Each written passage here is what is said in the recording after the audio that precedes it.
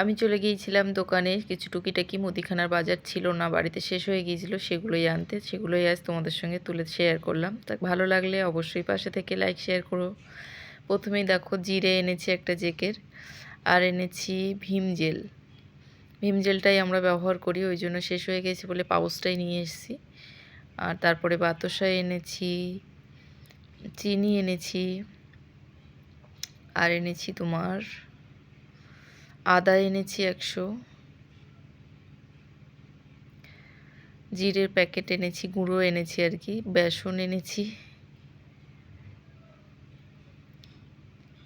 আর এনেছি একটু 500 সাদা তেল। আমাদের সর্ষে তেল খাওয়া হয় না, রিফাইন অয়েলই খাওয়া হয়, ওই জন্য ওটাই নিয়ে এসেছি। তবু একটা নিয়ে এসেছি ছোটো দেখে সর্ষের তেলের। আর একটা মরিচের প্যাকেট নিয়ে এসেছি, গুঁড়ো মরিচ, এটা কালো মরিচের, ওটা গুঁড়োটা এনেছি। আর এনেছি 1 কেজি আলু, দাঁড়াও বের করছি, একটু ওয়েট করো। আর এটা হচ্ছে মৌরি, মৌরিটা এনেছি। আর এনেছি তোমার, দাঁড়াও হোল্ড অন, এনেছি 1 কেজি আলু। ওই দেখো আলুটা শেষ হয়ে গিয়েছিলো বাড়িতে, ওই জন্যই নিয়ে এসেছি। এটা হচ্ছে জোয়ানের প্যাকেট এনেছি একটা। তা এই হলো আমার আজ মুদিখানার বাজার। টুকটাক অল্প কিছুই বাজার করেছি, বেশি কিছু না।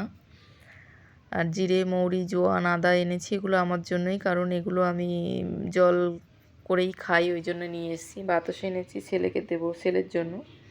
আলু শেষ হয়ে গিয়েছিল। আর বেসন এনেছি, বাড়িতে একটা বেগুন আছে, একটু বেগুনি করার ইচ্ছা হলো, ওই জন্য। সাদা তেলও এনেছি। আর সর্ষের তেলটা এনেছি মেনলি ছেলের জন্য, ওকে সর্ষের তেলেই মাখানো হয়, ওই জন্য সর্ষের তেলটাই নিয়ে আসা হয়েছে। তাই এই টুকিটাকি বাজার আজকে হলো, তাই তোমাদের সামনে তুলে ধরলাম। কেমন হলো অবশ্যই জানিও, ভালো লাগলে অবশ্যই লাইক, শেয়ার অ্যান্ড সাবস্ক্রাইব করতে ভুলো না। টাটা, সবাই ভালো থেকো।